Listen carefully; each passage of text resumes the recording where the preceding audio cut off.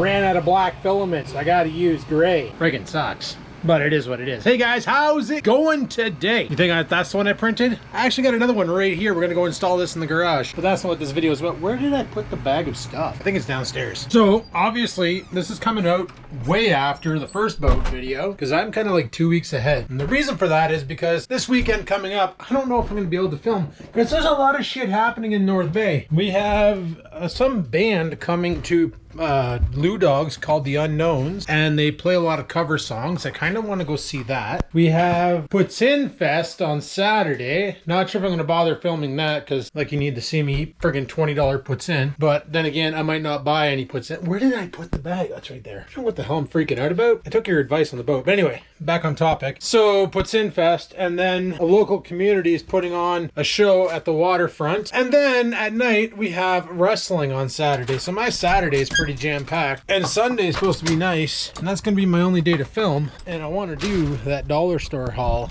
on that day. Now I really need to come out here and bang out my lawn, seeing how we finally don't have rain. We have no chance of rain in the sky. So now something I wanted to bring up here, people were saying that what I was pointing at on the boat was not the water intake back here, that this is actually the exhaust. Can I turn you? Yes. This is actually the exhaust. So I looked all over this thing. I went on the internet to find out exactly where the heck it is. I think this is the water intake right here. These three holes, and they're not on the other side. So I'm thinking this is where it is. And I could be wrong on that because I can't see anywhere else, any other holes on this bottom shaft that sits underwater that could possibly take in any water, unless there's something behind the prop. I see nothing behind the prop. Like there's a hole here, but this goes nowhere. And on this side here, there's no holes anywhere. Like, unless it's in the front, I don't see anything here. So it's got to be whatever this is. This has to be the intake there. So the only way to run this, you can't run it with muffs. You literally have to submerge it in a bucket of water. That's what the guys were saying online, and I'm gonna believe that they're right because, oh yeah, and somebody mentioned something about a plate. See, I don't know where to look for that. It must be underneath the cowling. I don't feel like taking the cowling off, but it seems to coincide with a 1972 or 1974 Johnson outboard when I look at images online. But they could have maybe not changed over the years. Johnson could have just started producing them all the same. So, all right, I want to mount that thing. Also, all the batteries except for one, this one's dead, I gotta fix it, is off here because I printed up a bunch more battery holders. But this one here down here, you probably noticed it's silver, probably thinking I used the same filament that I used to print this. I did not. The filament I used is actually PET G because I screwed up. I thought I grabbed my silver filament and put it to work. So I literally grabbed the first silver filament I saw, which was PET G, didn't read it, thought it was the silver PLA, and yeah, I was printing PET G at PLA temperatures, which you probably just heard that crack when I pulled the battery out. And that's what happened to the first one of these I printed, was it literally came apart. Because PET G, you need to go a lot higher. You need to go like 245 degrees Fahrenheit cycles. All right, before I do anything here, let me borrow you. Make sure this fits on here. I'm gonna mount this one here to the wall. And the other one I'm printing, I'm gonna put it right beside it for the flashlight. So I'll put you right here. I also discovered that those Wise cams I use, the one that I have out back and on the side of the house to detect any intrusions, they can literally be used outdoors, uncovered. They're waterproof, they're weatherproof. Apparently they're just really good. Sweet, look at that. The Ryobi wall's coming together, boys. The wall of Ryobi awesomeness.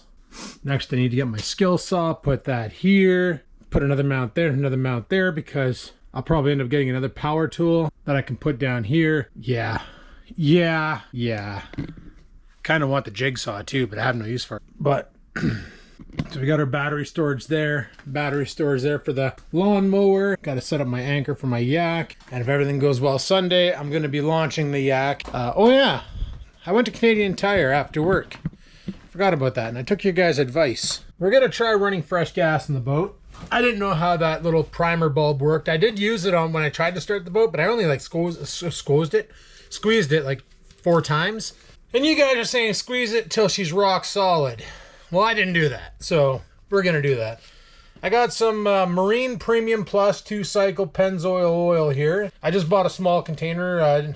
Joss was telling me at her store they sell the big 4-liter jugs, but I'm still on the fence of, am I going to keep the boat or am I going to get it running, make a video, post it, dump it? I'm up in the air. So we got the Pennzoil here, 1 liter. This here will mix what, 25 liters of gas at 50 to 1.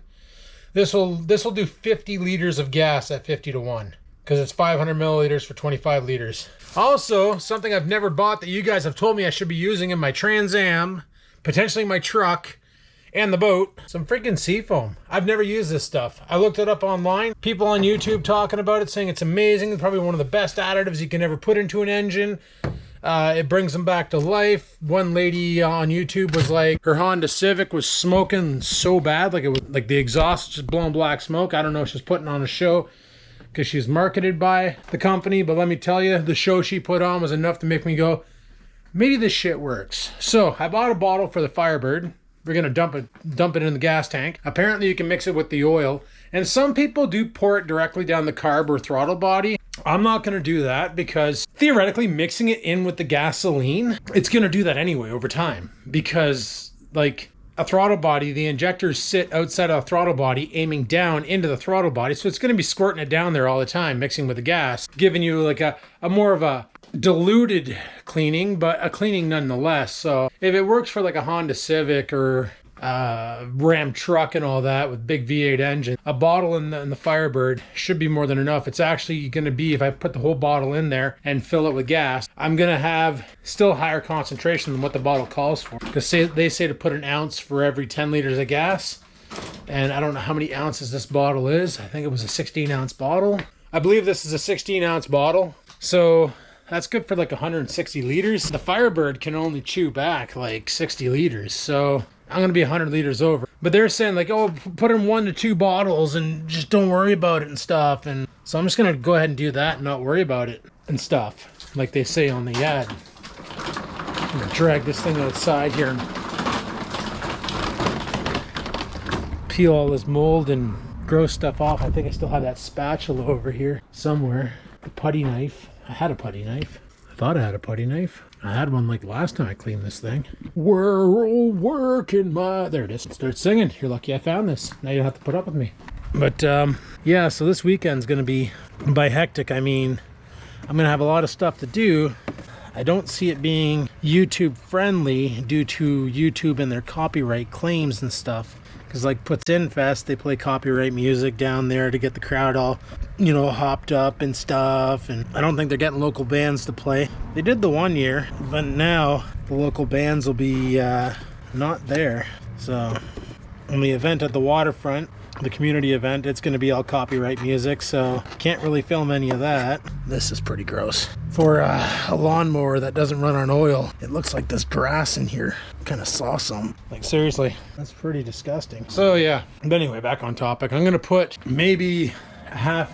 It says marine on here, and it shows a picture of a boat, I think. Hell, it shows a picture of a chainsaw. Cool. I didn't know that. Yeah, it's got a boat picture on it and an outboard engine. Doesn't say anything about 2-stroke oil. You add 30 mil per liter of oil in the crankcase. Add to oil 150 before every oil change. Probably because it's going to break everything up and then it's going to collect on the filter and plug the filter. I don't know if that thing's due for an oil change yet.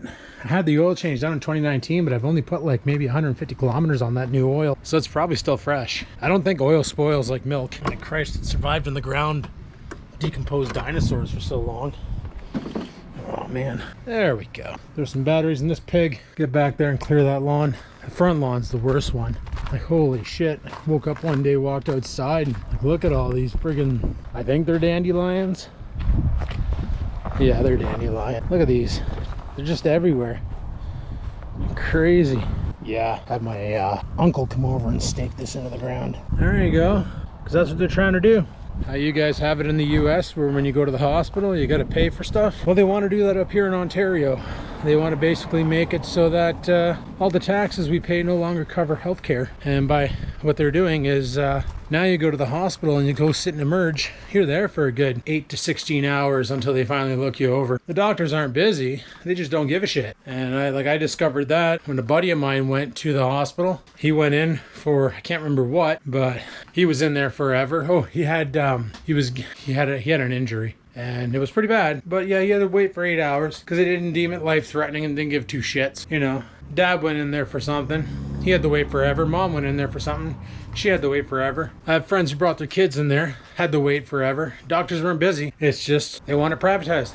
You go to the hospital, they want to charge you like a fortune, make you buy insurance on top of paying all these taxes. I don't get it. The whole reason why we pay so many taxes is to cover healthcare. Then I want to see a rebate on my income tax so I can cover my healthcare costs that I never use because I don't get sick because I don't eat at McDonald's every day. Anyway, I'm gonna clear this lawn. Yeah, I'm gonna film it because you know what? Mother friggin' filler, yo.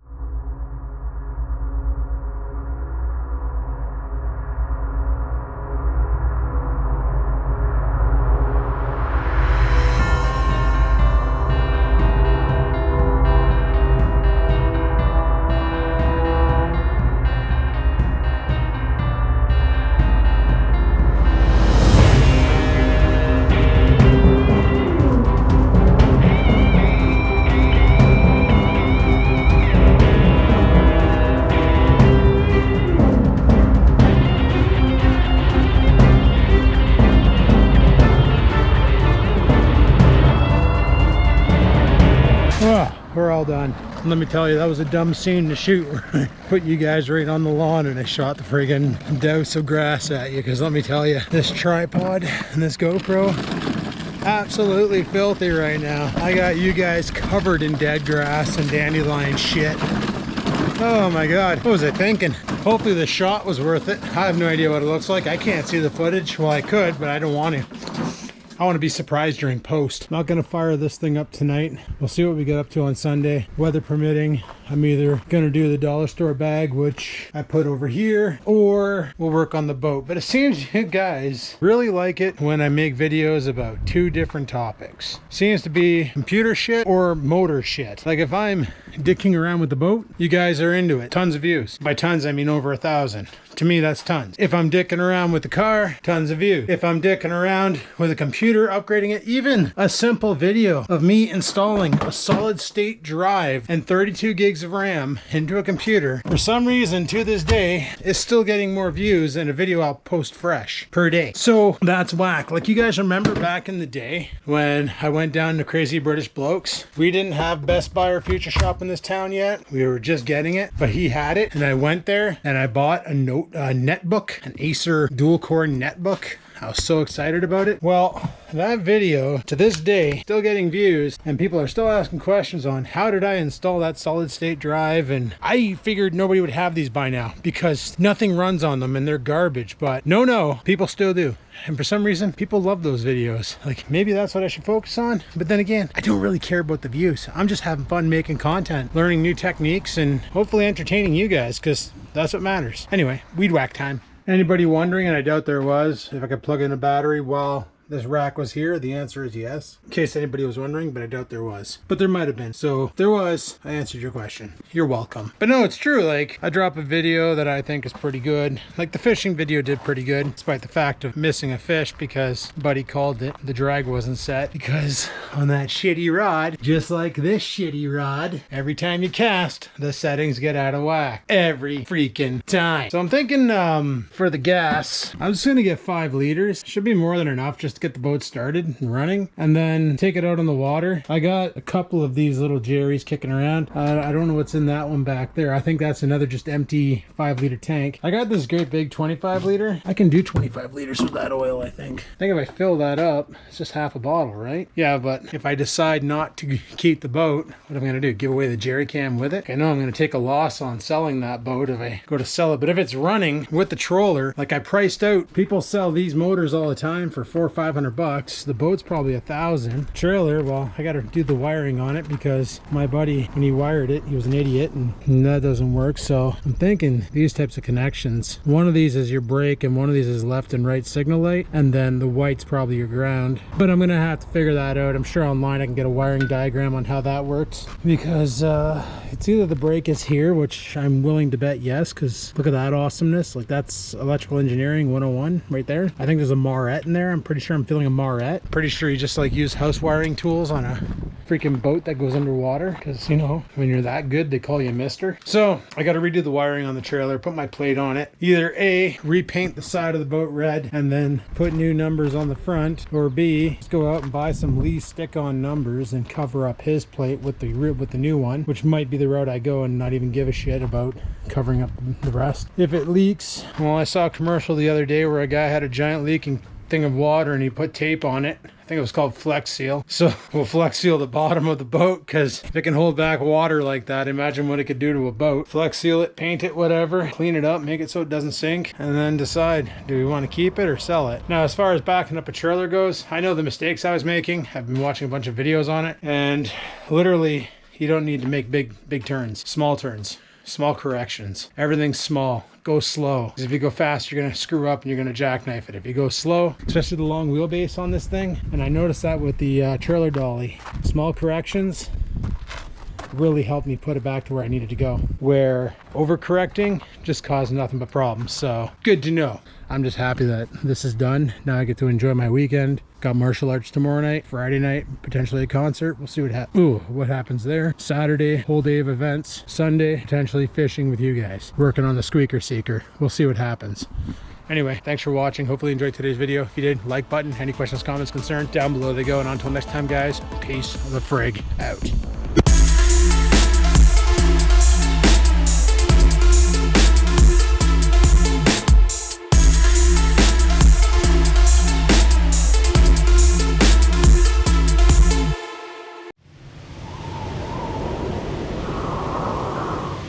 Sit, stupid, sit.